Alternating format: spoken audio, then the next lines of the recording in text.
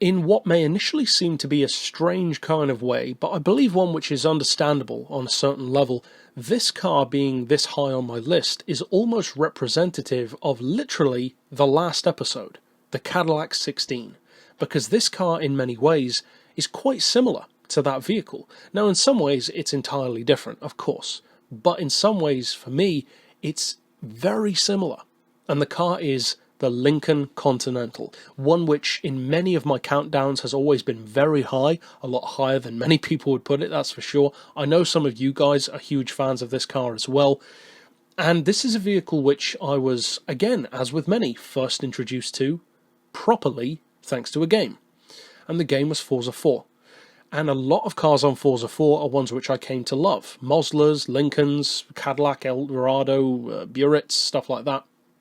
But this one's one of my absolute favourites from it, because it's just one of those cars which the looks immediately grabbed me, and then I wanted to look into it more, check out what the car was all about, what it offers. The used prices is a big thing for me, the kind of specs, the kind of performance in some cases, although that doesn't really apply here.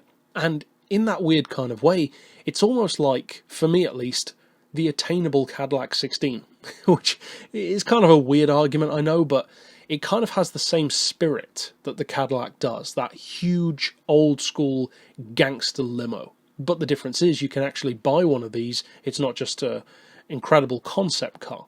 Now, the Lincoln is not a performance car. This is one of the only cars on the entire list, in fact, which isn't a performance car of any kind. It has a lot of power and a lot of torque, 300 horsepower, about 450 pound-feet, from a 7-litre naturally aspirated V8, rear-wheel drive, automatic, aircon, electric windows, all that kind of good stuff. But it's not about performance. Just like you can have a powerful Rolls-Royce or a powerful Maybach. They might happen to be quick, but that's not really the point. And for me, the Lincoln doesn't need to be fast. It's just not that kind of car. This is a vehicle which I would definitely put in my dream category, because used prices, although they do vary, especially on modified ones like show cars, which I have no interest in, they can actually be surprisingly attainable. Now, of course, classic car prices go up all the time, so I haven't checked it recently, but last time I checked, which was probably quite a while ago now, the prices were surprisingly reasonable for a vehicle of this type, like 10 to 20 grand, which is about, what, 30-ish, $35,000 or so. Doubtless they're more than that, but even so, it's still one of my dream cars. I love the interior on this thing, and there are certain cars, and not everyone will understand this, but for those who do, there are certain cars which you can imagine yourself owning, and it suits you in every way. It's everything that you want from a car. Perhaps not performance so much, because for some of us that doesn't matter too much, and for me personally that's the case. A lot of the cars which I love, and the bikes, are fast, but that's almost not the main reason why I love a lot of them. Many of the cars in my countdown, for instance, have been no way near the fastest in the world, with some exceptions, like the Ultimate Aero. But generally speaking, most of my favourites are no way near the fastest in their particular category. This one certainly isn't.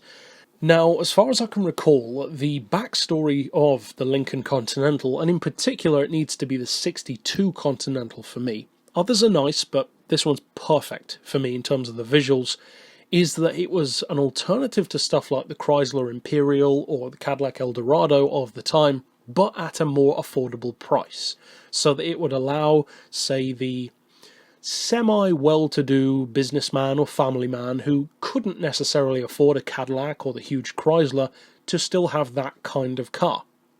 Something big, luxurious, classy, and it was moving into the early 60s where we started to move out of stuff like having fins and tons of chrome and very aviation-inspired design, and moving more into this simple, more boxy, you could say, slab-like design that still had chrome, but less of it, and that kind of continued to be a trend over the years. Cars became much more like tuxedos, in a sense. And to me, this is kind of like just that, the ultimate rolling tuxedo. The car itself looks like a gangster in a suit with spats on, and I love that kind of look. It's a car which is the epitome of a gangster's car, or a murderer's car, depending on how you tune it. It can be a lowrider, it could be a luxury car, you could leave it in its classic form and just have a nice old cruiser. It's a versatile machine, for sure.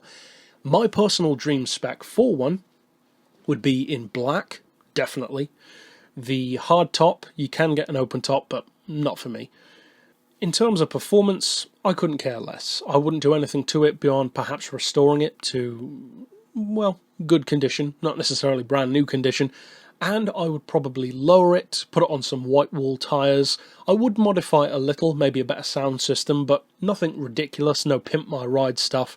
Just something which has an homage to back in the day, with the white wall tyres, again, in effect representing the spat shoes to go with the tuxedo of the black body. And I love that look. Simple to tune, very simple actually to get the kind of look that I would want from the car.